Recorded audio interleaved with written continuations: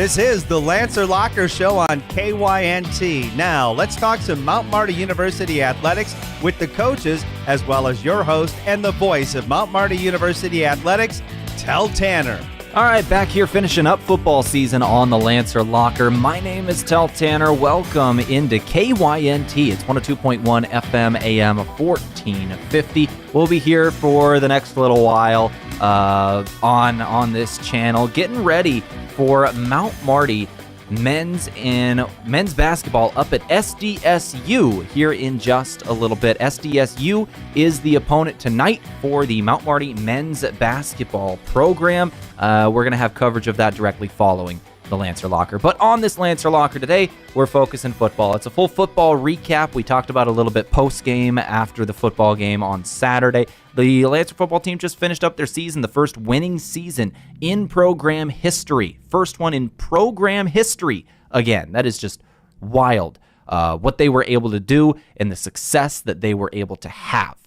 And I feel pretty lucky that I was able to cover it the whole way. So today, we're going that full recap with the head coach of the program, as always, in John Michaletti. We spoke all about this season. We highlighted some players. We highlighted the senior class. We talk about recruiting, and we talk about who's coming up that's already on the roster that we just haven't got to see yet. This Lancer program graduated 35 seniors, 36 if you count a student coach in Marcus Genofen, who graduated last year but played for a long time as well. Like, this was a crazy senior class to graduate, and they meant a lot. So now we talk a little bit about them. The three players that we get in the booth today: Trevor Fitzgerald, John Carlstedt, Jacob Lambeth. These are three leaders for this program, 2 defense, 1 offense in Fitzgerald, Carlstedt a D-end, and then Lambeth a linebacker. Those 3 guys were in the booth a little earlier today. Peeling back the curtain, obviously, as we're up at SDSU. I am at SDSU right now. We're getting ready for that ball game, and the Lancer Locker currently going, and we'll be setting up for pregame directly after this. So we had to do these talks a little earlier today, and we spent a lot of time talking. We spent a lot of time. This is going to be about an hour show today. Full football recap. As we go in kind of our week in review of Lancer Athletics, I got to be quick here because we spent so much time talking earlier this week. So we're just going to straight up go football, basketball, and then get out of there from there. But the basketball teams, the Lancer women's basketball team, 6-1 on the season. They got their first loss of the season versus a top 25 program in Northwestern on Saturday. 66-52 was the final, a very hard-fought game just coming out on the short end. That game was closer than the final score said. Same thing with the men's as well. Game was very close. 78-61 ended up being the final. Northwestern ends up pulling away, but the Lancers played very, very well against a top 15 team in the nation. Now the Lancer men play SDSU tonight. The women's team will be waiting until Wednesday when we get back to conference play. Both teams will go down to Fremont, take on Midland on Wednesday, and then Forest City taking on Waldorf on the road on Saturday. We'll have coverage of all of those right here on KYNT, audio coverage on KYNT-V as well. All right, I'm going to get out of here. We're going to get to a break for just a couple of minutes, thank a couple of our sponsors, and then we'll get straight into recapping Mount Marty Lancer football season. The 3 guys in the booth, once again, John Carlstedt, Jacob Lambeth, Trevor Fitzgerald were in here earlier today. We're going to air that conversation up in just a couple of minutes. This is the Lancer Locker on KYNT. Take a break, come back with them. Football recap around the corner, a winning record for the first time in school history. Attention homeowners, if you've been on the fence about selling, I'd love the opportunity to sit and visit with you. With low inventory, now would be a good time to call me, Deb Speck at Vision Real Estate. I'll provide you with a free market analysis and a no-pressure approach. Call me at 605-664-5555 to find out if now is the right time to make a move.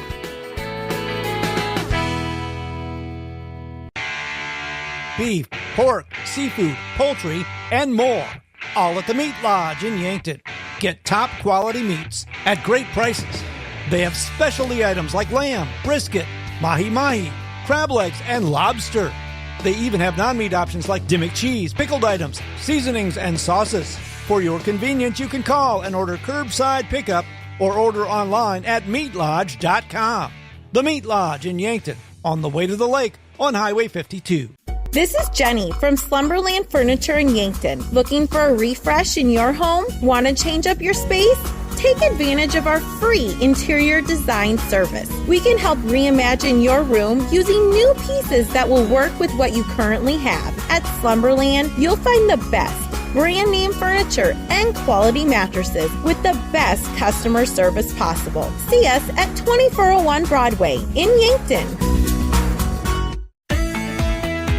Did you know Sherco offers more than egg tarps? As an industry leader in construction, waste, and flatbed tarping systems, Sherco offers manual and electric tarp systems for not only grain trailers and grain carts, but also side dumps, end dumps, belly dumps, roll-offs, flatbeds, and more. To learn more, give us a call at 1-800-474-8756 or find us at Sherco.com. Demand the best, demand Sherco.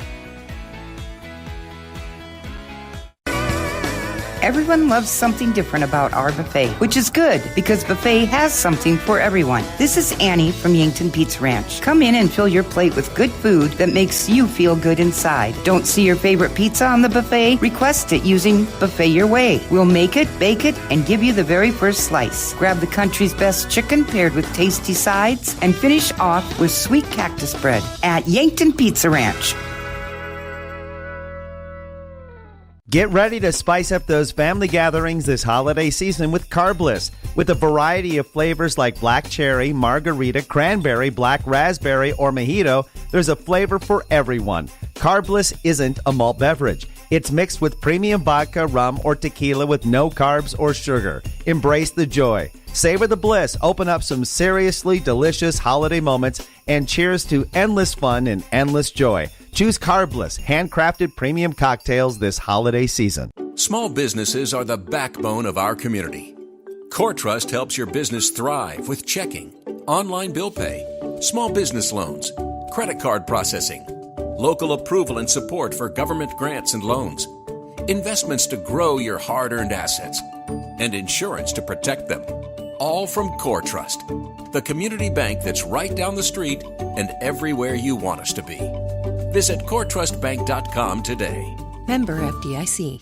What is Agility Plus? It's the new Medicare supplement Plan G coverage from Avera Health Plans that gives you more. More benefits at a lower cost. More comprehensive coverage like physicals plus heart, vascular, and hearing screenings. That's the Avera Health Plan's new Medicare supplement Agility Plus Plan G. Contact your local agent or request a quote online. AveraHealthPlans.com/Medicare. Network restrictions apply with select plans. A Plan G policy may not cover all of your medical expenses. Neither Avera Health Plans nor its agents are connected with Medicare or state or federal government. All right, we are back here on the Lancer Locker now, finishing up football season with, I feel like I can say it, the best team in Mount Marty history, because obviously history is 4 years, but you know what? Winning record, 6-5. Y'all finished the season very, very impressively. We've now got 3 different seniors in the booth in Jacob Lambeth, John Carlstedt, and Trevor Fitzgerald, all coming in to talk with me today about their careers and everything in between. First off, thank you guys for coming in the booth. I appreciate you over the last couple of years. Y'all have been here a long time. We've had a couple of these talks, and I want you to know that it's appreciated. Absolutely. So we'll talk now with seniors, and first off, we're going to go through each of your future plans now that the season is finished. You're finishing up your college careers. All 3 of you are set to graduate in spring, correct? Yep. Mm-hmm. All right, we'll go through what your plan is after college. We'll start with Jacob Lambeth. What is your plan after college? Yeah, I plan to stick around at MMU and coach, primarily the linebackers coach, but help with the defense overall, and then see where my journey takes me from there in the coaching carousel. But yeah, the goal is obviously to coach Division I and all that stuff. So we'll slide over to John Carlstedt now. Give me your future plans of what you're planning to do post-college. I will also stick around Yankton. I actually have a conditional job offer from Yankton Police Department that I fully plan on accepting. I just got to get stuff in the spring squared away and then iron out of when I'll actually start. But that's my plan so far. And then we'll slide over to our final one in Trevor Fitzgerald here. My plans after college are to go to chiropractic school down in Kansas City. And then from there, hopefully finish my 3.5 years cleanly and then come back here and work for my family at First Chiropractic. We talked just a little bit ago on Thursday, obviously, about your future plans. You're going to Kansas, right? Going to school? Yep, Kansas. So tell me about the school. So it's Cleveland Chiropractic. I didn't take any other visits to any other colleges. My family all went to a different one out in Minneapolis, but they didn't recommend I wanted to go there. So I went down to Kansas City for a visit. Absolutely enjoyed it, and they've got like their statistics and like testing is off the charts, one of the top in the nation. So once I went there, it was kind of just knew it was the right one at the right time. So let's start talking about what you're doing now, as the season is over, and now you got to figure out what to do with yourself. John, you were just telling me before we got on the mic that you're struggling with that right now. Now you've got a schedule that is no longer loaded because the season is ended. What are you doing with yourself, and how are you entertaining yourself now that football's done? Well, for 4 years now, football has been my number one hobby. It's taken all of my time away. But my number two hobby is deer hunting. So obviously with having the time now, I'm going to go find myself in a tree hunting some deer, and that's really about it. Other than that, working on cars with my brother, just, little things that keep me busy here and there. Do you like working on cars? What have you worked on? Oh, I love it. My brother and I this past winter put a new motor in our grandpa's 72 C10. We just got his 65 Impala running again. And then there's a Roadster that we used to take to like 3rd and 4th grade parent-teacher conferences that hasn't ran in 20 years. My brother and I got it running again for him, So just stuff like that. We love working with motors, cars, hot rods, all that. That's awesome. The Impala especially. That's pretty cool. Oh, it's a 2-door. It's beautiful. Got a pearl diamond white paint job. It is a beautiful machine. That's awesome. Do you have pictures of those posted anywhere? I want to see. I could get you some, yeah. Yeah, I want to see those. That's cool. None of the rest of you get to see them. That's special for me. We go to Jacob Lambeth now when we talk about off the field. What are some of the things that you do for fun now that football's done? Yeah, I watch more football. I love to study the game. There's always new things that you can learn about it. Other than that, I'm getting married next summer, so just saving up, I guess, for a wedding and a venue. But I prioritize football. I study the game like it's a Bible. I try to mastermind the sport and the schemes. So if it's not football, it's focusing on real life problems, I suppose. And let's talk about that wedding now. Getting married next summer. When is it? It's June 29th at the moment. That's awesome. Tell me about all of it. Yeah, tell me about your partner. Tell me about the wedding. Yeah. So, it came sort of quick, but obviously I'm beginning a coaching career out here, and she's currently playing volleyball at Ottawa, Kansas. So, she's about to conclude that, and I thought, why don't we hitch it up and live out here for a little while and begin to potentially build a family. And so we're both from California. We started dating out, a year and a half, 2 years ago, and so we get married out there, have our family, friends out there and stuff like that. But it's truly a blessing, to be honest, to begin this sort of adulthood fairly early, especially with the career beginning as well. So it is truly an honor. But I'm extremely excited to just get everything going. It's starting to unravel fairly quickly after the season. So it's just pretty cool. Yeah, I suppose that since you were in season, you probably weren't doing a whole lot of the wedding prep at that time. But now you're going to have to get rolling on it. Yeah, and it's her day, really. Yeah. I just I'm there for the ride, and anything she needs from me, she just asks me. But other than that, she's got most of the game planning, so I just kind of relax about it a little bit. That's cool. And she was down in Kansas, you said. She's still down there? Yeah, well, she's actually right now. She's at my apartment, but she came for senior night, but she goes back down today, and she's been there for a year, and again, she enjoys it. She's just she's also ready to begin a family and the adult life as well. And I bet it's probably difficult to be apart for it is long. Yeah, she was in California. Yeah, she was in California the first year that I was here. So for a year we did long distance, and it was crazy. But after we went through that with really without a bruise, it was like, okay, we can really do anything here. And so she began her volleyball career. She played at Monterey Peninsula College, where I did at football, so that's where we met. And then she transferred to Ottawa, Kansas on a nice scholarship there. And after we saw how we're handling everything, I was like, let's just get married. Like, let's just get things rolling. And so that's what we ended up doing. And so far it's looking pretty great. So we're both very excited. Families are very supportive about it all. And it is a blessing, really. That's awesome, man. I'm happy for you. Thank you. I appreciate it. Let's go over to Trevor Fitzgerald now. Once again, we're talking about what you do off the field, what are some of the things that keep you busy? So off the field, I love the golf and disc golf, but I mean the weather's not really there right now. No. But in the summer, I'd always be disc golfing. Rex actually got me back into it, right? There you go. So I used to be a big time disc golfer growing up, and then kind of fell away from it because sports keep me busy. And then he randomly got a hold of me one day and said, "Hey, you want to go?" And then it kind of just I started to go again a lot. Me and him went a lot after practice. That's cool. Yeah. Can't say I've ever disc golfed, but I love golfing. Golfing's fun. What are you shooting? Oh, I don't know. Not very good. Yeah, that's me too. I mean, yeah, I work at Hillcrest, so I get to play for free, which is really, really nice. It's definitely a good one. But I got 2 buddies that play there, and I work with one of them too.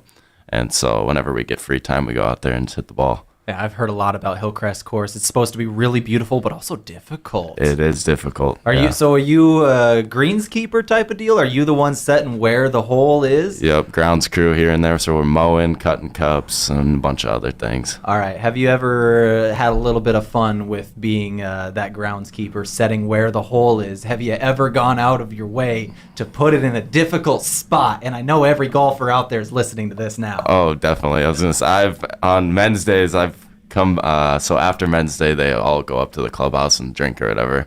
And I've gone up there before, after, and they always ask, who's the one that cut the hole on this hole? So, like, I think the biggest one was the 17 and 16. I put it on, like, the side of a hill. You are evil. Yeah, and they hate it. I hate it too, man. Yeah. That's me. I think if you were working there, you'd think it's pretty funny, though. Oh, I think it's hilarious, 100%. But I don't, so now I get to hate you. And Yeah. now we're probably done with you. We're going to move on. We're going to go back to John Carlstedt now. Goodbye, Trevor Fitzgerald. You get out of my station. No, it's fun, man. That's cool, though. That's really cool that you get to do that. And yeah, I'm glad you're doing that in the future. So, do you, when you're golfing, like, what is the equipment that you have? Have you invested into that a lot, or are you kind of just rolling with what's there? I know it's expensive. I actually bought a driver a couple years ago. It's a pretty expensive driver, but then after that, I got hand-me-down clubs from my Uncle Jim, which they're nice. I mean, tailor-made burners, but they'll do the job. They'll do the job. Yeah. All right, I appreciate you. Let's go back to John Carlstedt then. As we move forward with the locker here today, I wanted to ask you guys your favorite memories as Mount Marty Lancers. You know, your time not only with the football team, but at the school is coming to a close. When you take a look back at your time here, what are some of the things you remember? I think one of my biggest memories will be our first win in program history. That was the first semester I actually switched from offense to defense. So it was my first game getting reps at defensive end, not tight end. So being able to contribute to that was fun. And then the biggest one really is winning the Dakota Railroad rivalry for me. That was an insane game. Defense played pretty well. Offense came in clutch at the end, and that'll always live with me. Just keep them up. That's what it was. Just keep them up. The Dakota Wesleyan game is the one he's referring to this year, where they were able to get the ball out at the end, get the finder, put it through, and you win in overtime. And then a chain gang, the chain gang to finish it, where they did not get there on 4th down. That is a special finish. Yeah, it was insane. That is a special finish. Let's go over to Jacob Lambeth, also another one of these defenders. They're starting middle linebacker. I'm sure that Dakota Wesleyan game sticks out for you as well. It does. To get a bit more diversity in the memories, I guess Midland was again another big one. To be a part of the, obviously seeing Trev go crazy on offense and get a big win for the squad offensively, and then to get the sack force fumble, it was absolutely sweet, and it was probably my best game of my career, at least one of my best of the season. And there's so many great memories. The Railroad rivalry game was awesome. Briarcliff was awesome. But overall, just again putting forth a great season. Even the losses, there's some great losses we had this year, and nobody really tends to say that often. But we fought hard in every game we played this season, and there really wasn't a question of effort or attitude or any of that. It was really just play Mount Marty football, physical and fast, and hope for the best. And unfortunately, some of the games didn't go our way, but I'll tell you, every game there's a great memory, and we don't have enough time to go through them. So, yeah, it's again great season, but I'd say Midland was probably my favorite memory.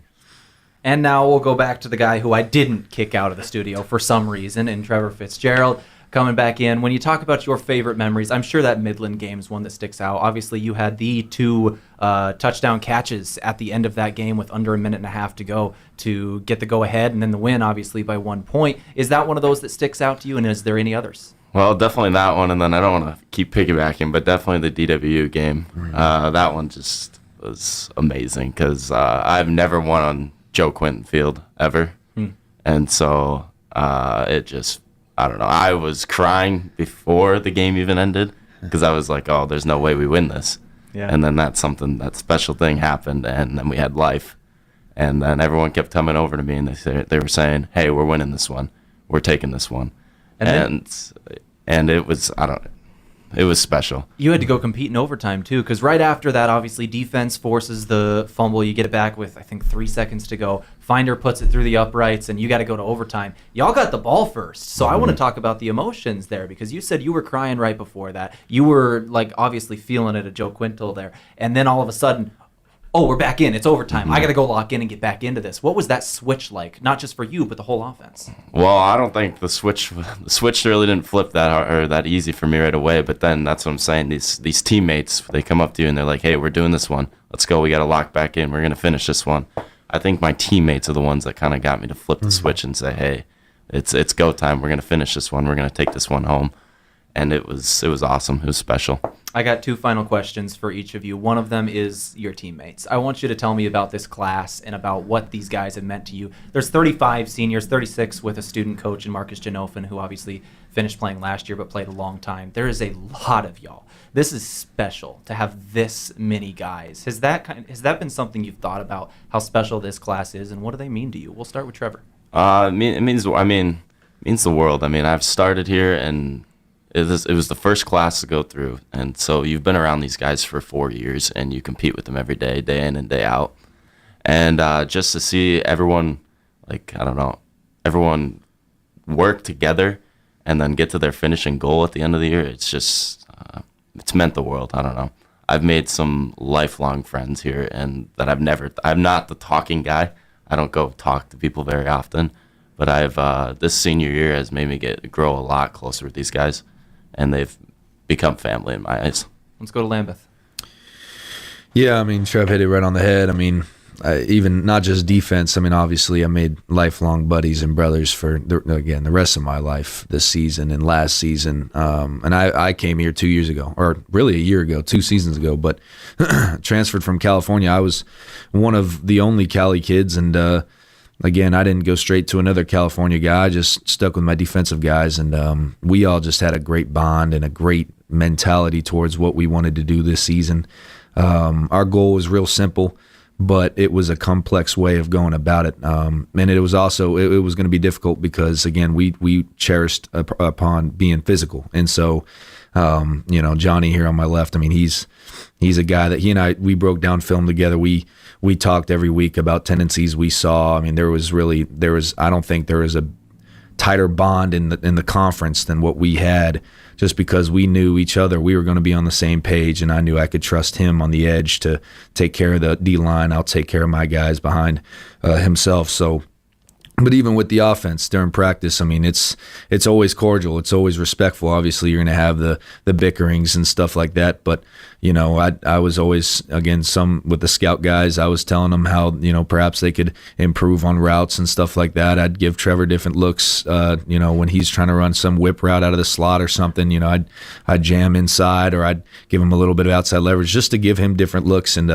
he toasted me a few times because of it. But it was just stuff like that. We were always willing to compete, and a lot of teams don't have that. It's a lot of individuals. This group has 0 individuals. We just want to win football games, and that's something that you get to really keen in on, and as to why we were successful. Let's go over to John Carlstedt. Tell me about this teammates and what they've meant. Yeah, being an older guy, it's a little different coming in, but it was great, honestly, meeting some great people and bringing in a little bit of that leadership that I had from the military and being able to pass that on and seeing how guys responded to kind of having that older person in the group that they could kind of lean on a little bit and see what's doing right. And then I think when it comes to different things, competing-wise, you never want to get beat by the old guy, right? So I think me being able to go out and do things as best as I could, making the young guys look up to me and be like, dang, if the old guy can do it, I can do it, So just, adding that little aspect, and like Jacob said, the defense together this year, and coming from spring, really, we kind of had it in our minds that we were just going to be the toughest team, and I rely on him a lot. He relies on me. He trusts that when I get the look in front of me, I'm going to spill it out to him. The running back's going to go right to him, and I know for a fact that him or Pick on my side of the ball, they're going to make the play. And I know that was the same with the offense, going against them every day. Those guys really trusted each other, and the bond we had from building is insane. Like you said, 4 years you can build a lot of good relationships. So the trust in the room was great, and it was an insane time, and I loved all these guys. You mentioned being the old guy a couple times there, and I saw the smirk from Jacob Lambeth as soon as you did it. Did you catch a little bit of stuff for that, for being, what are you, 28? I'm 28, yeah. Yep. Did you catch stuff for that? Oh, yeah, all the time. It'd be Sundays, guys come in, they're like, man, I'm feeling old, and then they'd look over at me and be like, oh, okay, sorry, never mind, not too bad. If they ask me, how do I do it on Sundays, and it's for them in the room, I wouldn't have it any other way. When we talk about this season, we're going to finish it up here. I have one final question for you guys, and I know this has been an emotional couple of days, obviously finishing up. I can see the emotion on your faces and in your voices. But how do you want this team to be remembered, and what do you want to give Lancer Nation as you finish? Any final message for them? We'll start it off with John Carlstedt. What I want Lancer football to be remembered as, I guess I could speak from the defensive side again, just a physical team.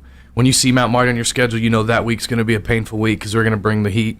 We're always in the fight. You can never count us out. As you can see in a couple different games this year, we're never out of it. It doesn't matter. And we'll always bring that physicality to the game. And I don't know, one last message. I mean, you can do it till you're 28, I guess. Don't let age rule you out of the game. Let's slide over to Trevor Fitzgerald then. Same question. I definitely want this team to be remembered as just hardworking, day in and day out. I mean, you'd have morning practices and you'd have late nights, so it was definitely a grind. So I'd say people that are just hardworking and wanted to be there and wanted to do their job and get it done right and do it to the best of their ability. That's what I'd say I'd want it to be remembered as, just hardworking.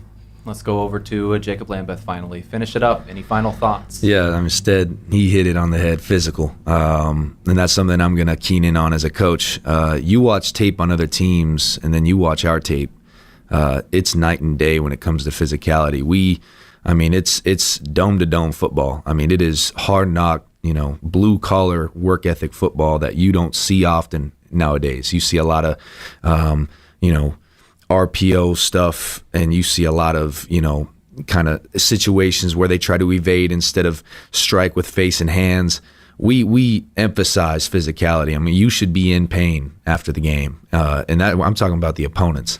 And so that's something that I think moving forward, and I'm glad I get to be a part of it, is keeping that physical culture, because again, you look at other teams that played, and we watch tape on other defenses who played other opposing offenses, and you just don't see the same thing. You see guys like David Wilson flying across the field to hit somebody, and he might not even have the ball. It's just he wants to go hit somebody, and that's the idea. So, and my final message is just stay true to yourself and trust in God and let Him guide you to where you need to be.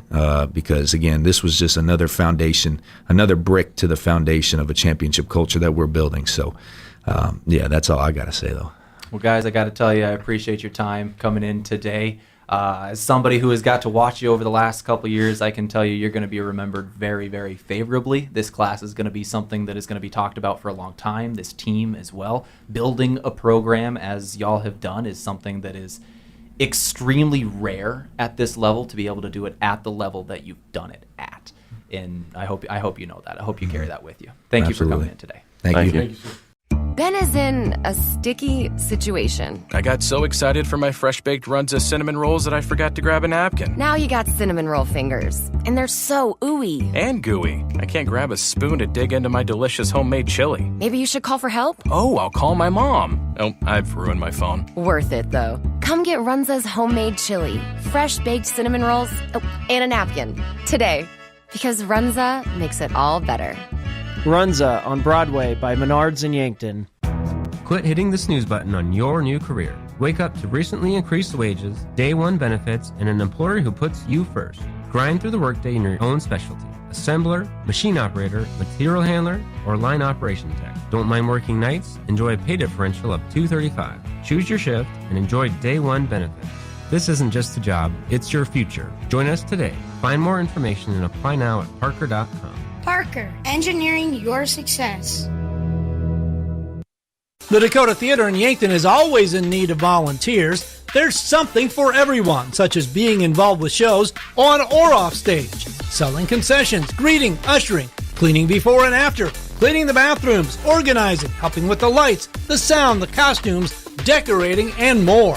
The Dakota Theater in Yankton is so grateful for every volunteer. Theaters for everyone. For more information, go to dakotatheater.org or call 665-4711. It's game time, Yankton, and just like championship teams, Lewis and Clark Ford delivers in the clutch. We have a great selection of brand new Fords and are ready to score big for you. Looking for a game-winning drive? We also have a lot full of pre-owned vehicles with a variety of makes and models all ready to suit up for you. See our complete roster at lewisandclarkford.com or stop by our playing field, 4th and Capitol, Yankton. At Triple Time Rudy's, not only do you get top-notch fuel to keep you on the move, but it's a destination for delicious local treats. You'll find quality South Dakota products like Dimmick cheese and premium meats from the Kaler and Renner lockers. It's your community's pit stop for more than just fuel. Triple Time Rudy's supports schools and events and provides fuel discounts to Yankton's largest employers. For all your daily fill-ups and convenience needs, stop by Triple Time Rudy's at 17th and Broadway. Farming is hard work. Between managing crops, livestock, and equipment, there's not much time left to handle financing and loans. At Dakota Mac, we can help you do the heavy lifting when it comes to ag financing. Whether you're a full-time farmer, an investor, or a young and beginning farmer, we're here for you for all your ag lending needs. Let Dakota Mac help you work smarter, not harder. Hi, it's Jeff Wolfgram from Dakota Mac. Call us at 800-682-4578 to learn how Dakota Mac products can work for you. Thanksgiving is when families come together to create memories, share stories, and enjoy the best of the season. This year, bring something bold to the table. Goose Island Bourbon County Stout. Its rich, complex flavors, aged to perfection, make it the perfect complement to your Thanksgiving feast. Whether you're raising a glass to the past or savoring the moment, this is the stout for every toast and every memory. Goose Island Bourbon County Stout, crafted for family, friends, and unforgettable gatherings. A big thank you from Mount Marty University to one of Yankton's greatest employers and friend of the community, Aztec. They're very proud to support the Mount Marty Lancers. The vision at Aztec is to build industry-changing solutions that create life-changing opportunities. And you can build a career with the group that's built to connect from rock to road. Click careers at aztecindustries.com. Best wishes, Mount Marty, from your friends at Aztec.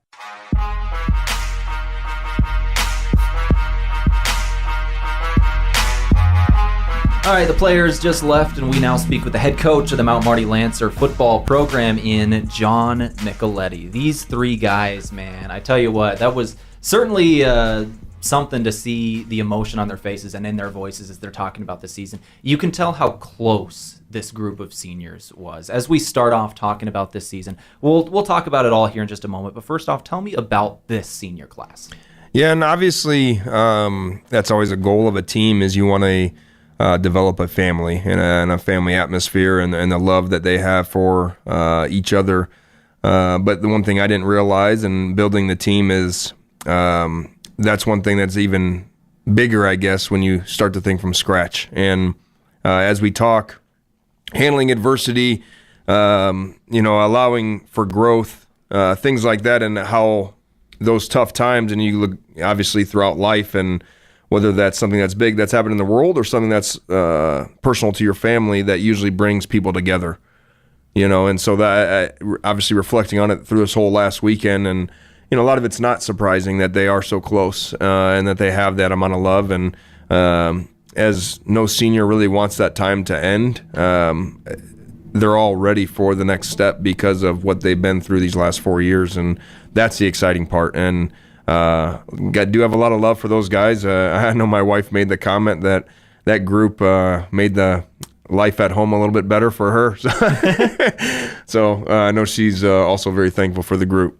Yeah, absolutely. Let's go to the season as a whole then as we start talking Mount Marty football. 4 years are in the books, and you are way ahead of just about every other team that has started out where they were 4 years down the road. You 6-5 overall record. You have a winning record for the first time in school history in 4 years of existence. Now, I know that when you talk about it from your perspective as the head coach, you want to be 11-0. You're mad you lost a single game. But have you stopped and kind of looked and reflected at we really are ahead of where we're supposed to be?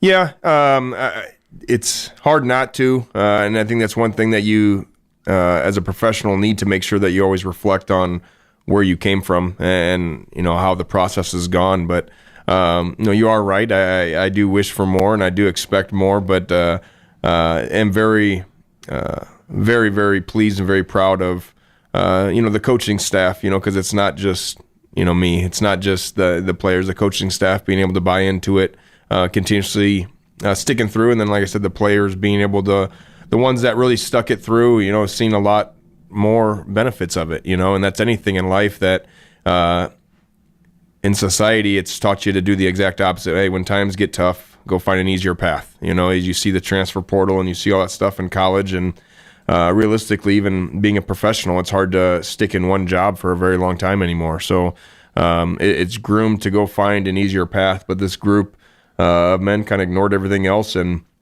stuck to their roots and stuck to what their plan of their commitment of being able to build this program up. And I'm very prideful that they were able to see some success. I know at the same time they wish they wanted more, and you might have said that from the get-go, and guys are like, no, like that's not going to happen. You guys just aren't going to find success. That won't come for 8 to 10 years, But as a competitor, you're always out to prove people wrong, and this group did it and started new traditions and started a winning culture, which is awesome, and I'm excited for the future.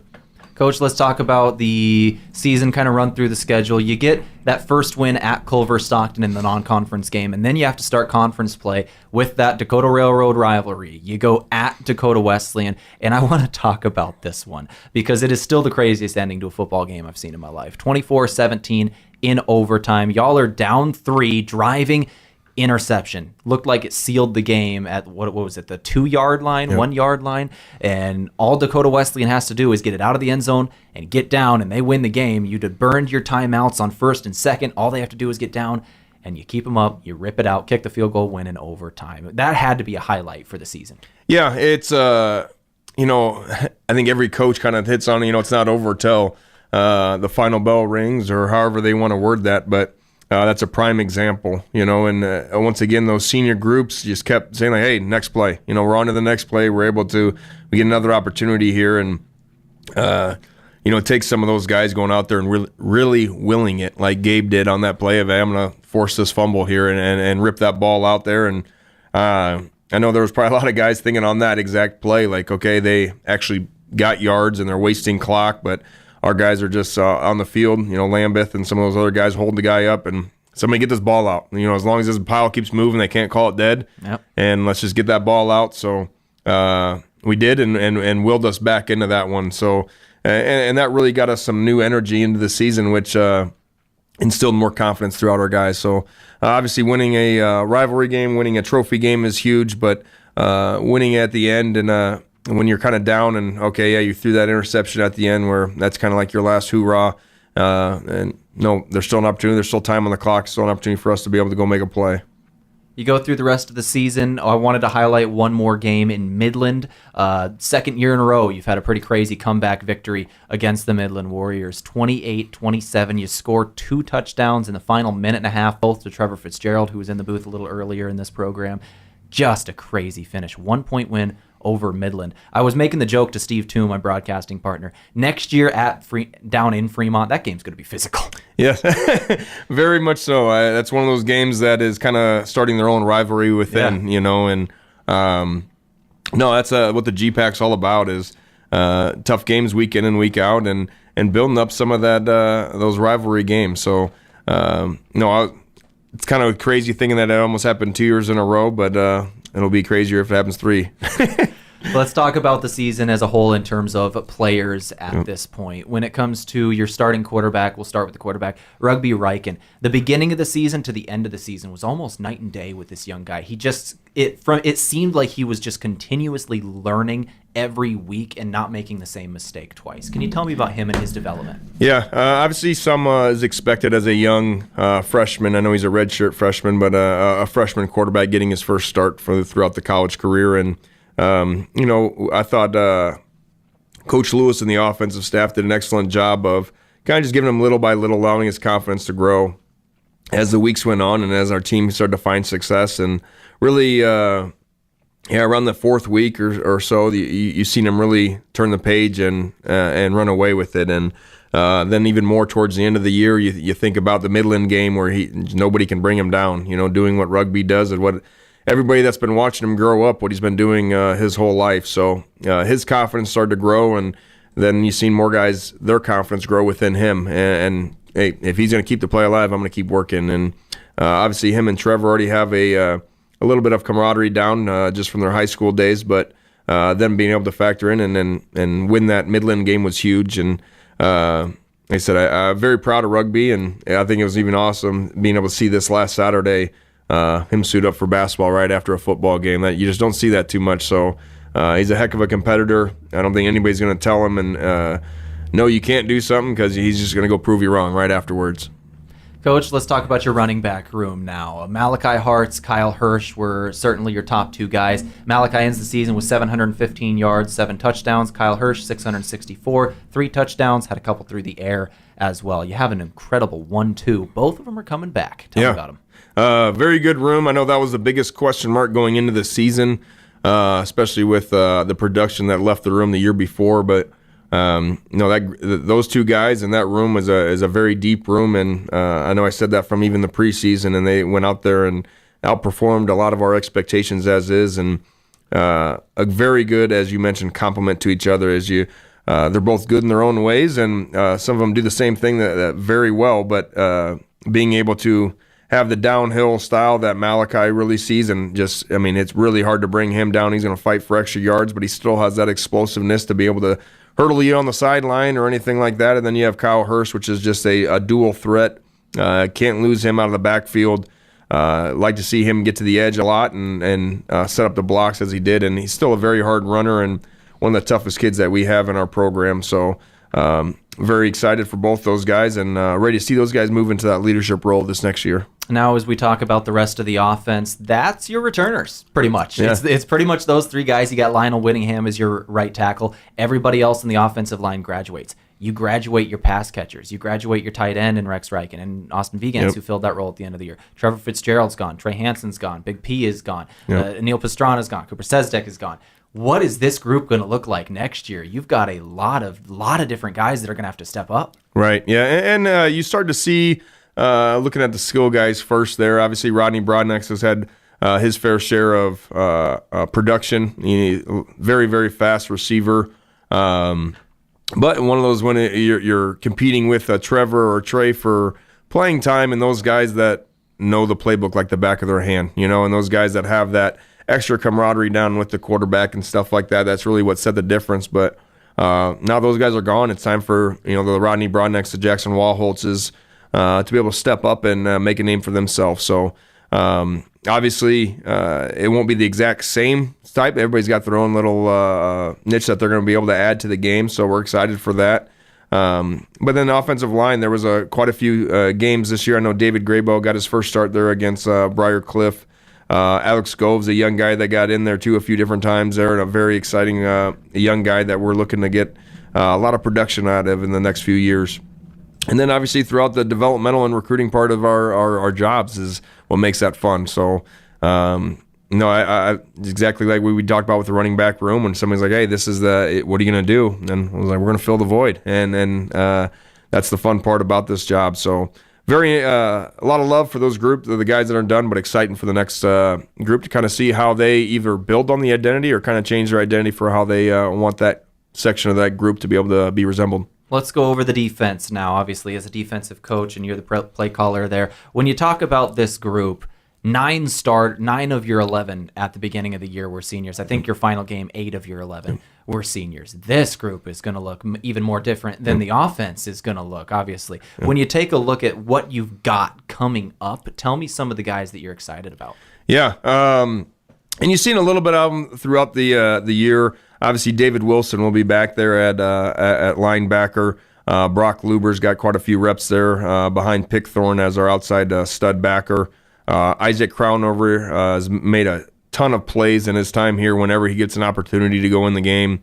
Arthur Oliver started to get quite a few starts towards the end of the season and ended up either being tied or lead our team in interceptions. Asmaram Muhammad obviously started that first game and got that pick 6 and has been a real reliable piece for us on the back end.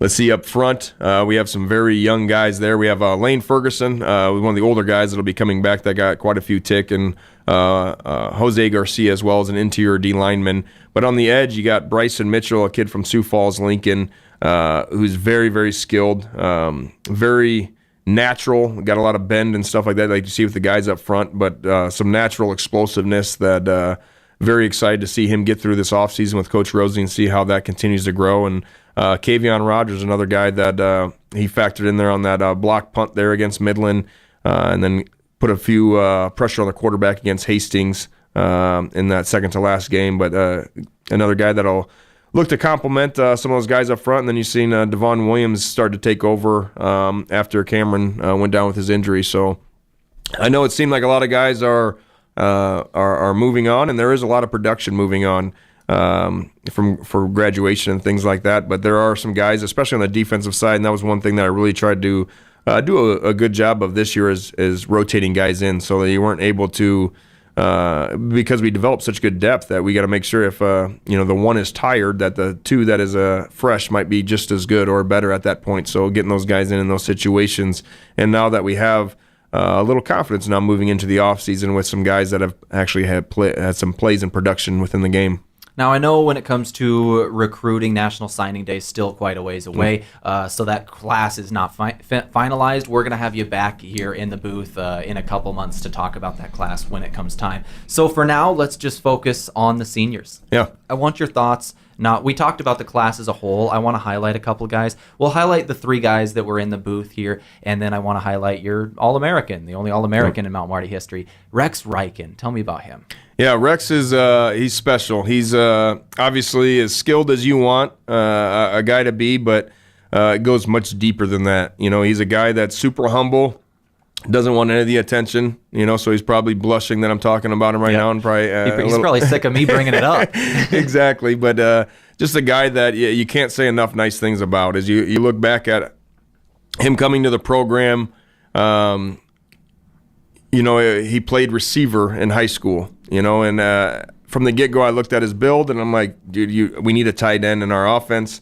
You're a taller guy. If you put on a little bit of weight, we could really factor you in there and get you the ball a bunch, and that'll be an easier way to get in there. And then when we signed Jonah Miyazawa and then Trevor and Trey, I was like, oh, this will be perfect. We can get our best 11 on the field that way. And without batting an eye or asking, why would you ever move me to tight end? He was like, yes, sir, whatever's best for the team. And ran away with it. I thought he was I can't remember if he was all-conference his first year, but all-conference all the rest of the years there, and obviously All-American last year, and continuously the highest football IQ. I know I talk about Lambeth and things like that of having high football IQ, but the type of detail that he pays attention to is even better than most of the coaches that I've ever coached with. He just understands every fine nuance of the game and applies it. It's rarely did he ever make a mistake, and I constantly was talking to Coach Lewis. I'm like, if he ever makes a mistake, you have to get after him because I was like, it'll be your only chance. Exactly. You might not get another opportunity to do that. So we made sure of that, but constantly positive demeanor, a great leader, led by example. Never once had an issue with him. Constantly bringing new ideas and things like that to the table. So a lot of love for him, and then you go into his production on the field, and there's as much trust in him as anybody. So very thankful for all he's done over his time, and glad that he's a local, so I'll get to see him around quite a bit still. Absolutely. Now, the three guys that we had in the booth in this last segment, Lambeth, Carlstedt, Fitzgerald, three of your leaders, three of guys that I know you're going to miss. Yeah, Trevor, sticking with the Yankton guy there, was a guy that I recruited out of Yankton High School and really didn't know where he was going to play at. And it really didn't matter because I knew he was going to be good no matter where he played. But as a defensive guy, I'm like, hopefully pick safety. Yeah. But he never did. He was like, I want to play receiver, and we ran away with it. And you really seen a lot of development from year one to year two because he finally got a lot of reps at receiver because he did a little bit of everything in high school and really was a master of none but a jack of all trades. So then he was able to really focus in at receiver. You've seen a ton of growth happen. A guy that was pretty introverted as when he got here, and he seemed to work his way out of that shell over the 4 years. And now you see him run around with a lot of seniors, juniors, sophomores, being a good leader, being very extroverted now in a positive way. So seeing his growth in more than one ways was awesome, and that's part of what makes you want to continuously go as a coach. John Carlstedt, being an ex-Marine and having some of that military background, obviously you knew you were going to get a disciplined individual, but his continued leadership and vocal leadership was really needed in the growth of this team because, the coaches aren't always around, and he's going to obviously always have the team's best interests in mind. Constantly had a lot of one-on-one meetings with him and obviously leadership meetings that he was involved in that sparked new ideas that we implemented right away into the team that allowed those guys to have a little bit more investment into the team. But no, he's one that hopefully it sounds like he'll be sticking around in Yankton for some time, joining the police department and all that. I hope that works out, mainly because his dad does an excellent job baking goods around Christmas time. So it makes some very good peanut brittle that I love a lot. So if I can keep plugging that, maybe I keep getting some of that every Christmas time. There you go. And then Jacob Lambeth, a guy that transferred in here for these last 2 years, and he was a guy that was very good in junior college, had a very good, resume as we were going to go recruit him. And then he came onto campus, and after meeting with him, I was like, I got to have him. That's my guy. Like, he's going to be my coach on the field. We just clicked on it and everything, and I called him right afterwards. I was like, are you ready to make this a commitment like this? And he's like, yes, this is the place for me. So just one of those relationships that really hit off from the get-go. And then, his need for wanting to help others continuously develop, and you see that with him wanting to be a coach moving forward. And he recruited his brother here now to be here next semester. So he's already getting going on doing some of that other stuff as a coach. So, but I'm one of those guys that I met with 3 times a week, just him and I going over the defense. So allowed him to really have control of the defense, and it obviously relieved a lot of pressure from me, but then he can go play faster because he knows exactly what to call and what to be able to make a check for certain situation and all that stuff. So, but his continued investment into the program and others, I think, is argued by none, and everybody then bought into him because they see how much he gave to him. So a lot of love for those guys. The whole group is awesome. As I mentioned, that they knew that they were choosing to commit to something bigger than themselves when they committed here, whether that was before they had nothing or like Lambeth after the first 2 seasons.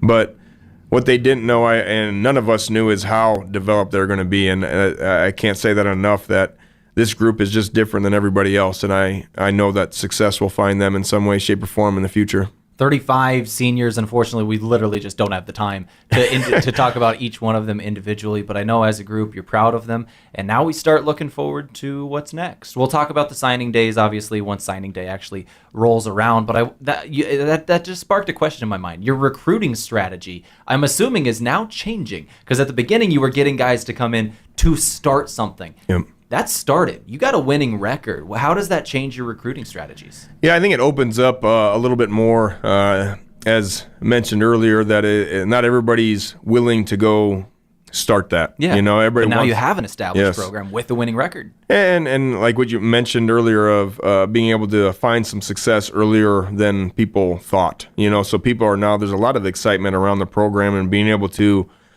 use that to catapult more success coming forward, I think is the best strategy to be able to use. And I really thank you guys and a lot of the media that we get, that helps spread that joy and that excitement that comes with our program. I appreciate that. Thank you. I do deserve all of the credit, I will say. I did it all myself. Thank you. No, let's keep rolling with this end of season recap here. We're starting to go over time, and we're going to cut it off here pretty quick. So I got to ask you just one final question. When it comes to this season as a whole, how are you going to remember this season and goals for next year? Yeah, I don't know if there's just one moment that I can remember from this year, but it's the relationships with the guys. It's not the too much the stuff that's on the field, but it's the talks on Sunday morning or Monday afternoon, depending on when our team meeting was, and being able to reflect on everything. And I can't say enough, though, that relationships is what kept me going when I was a player, and learning those things, that it's not just about me, it's about the relationships and relying on other people to help get you through those adverse situations, and then being able to see it and continuously live it is probably the thing that I'll never forget. And then the goals for next year is always to improve. You want to make sure that we have some new leadership coming in and opportunities for new voices, and very anxious to see what they want to see change and what they want to keep, and that's always, I guess, the exciting part about new leadership and guys stepping up into those roles. Coach, I appreciate your time, not only today, but all season long. We've had a lot of these talks. I appreciate you coming to work with me, and I really am proud of your success. Thank you for coming in to talk with me. Congrats on the season. Means a lot, Tehl. Appreciate you.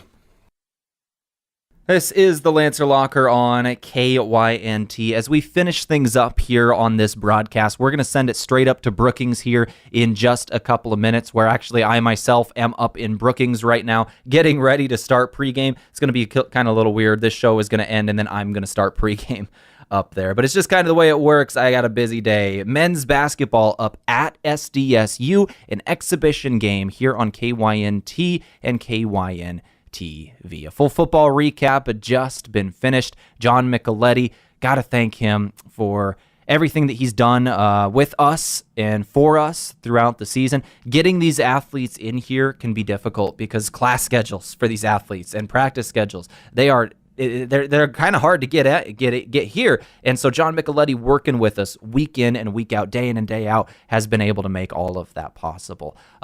Really just want to send a thank you to him for what he was able to do throughout this season, not only as the head coach, but working with us in the media and giving us these interviews and giving us these shows and being able to do all of this. So it takes a lot, and I appreciate him for doing that, and his whole coaching staff as well. We spoke with Josh Lewis on post-game on Saturday. We spoke with a couple other guys throughout the season, and that coaching staff, it's a good staff for sure. Once again, this is going to do it for us on the Lancer Locker. Men's basketball coming up next. We're going to go straight to pregame. We'll talk about SDSU versus MMU. I'm up there myself. So let's go ahead and finish up the show here today. Thank you to Trevor Fitzgerald. Thank you to John Carlstedt. Thank you to Jacob Lambeth. Thank you to every senior that has come in and talked with us throughout this season. We're going to be back next year doing very similar things. I appreciate y'all for tuning in, and of course, the coaching staff.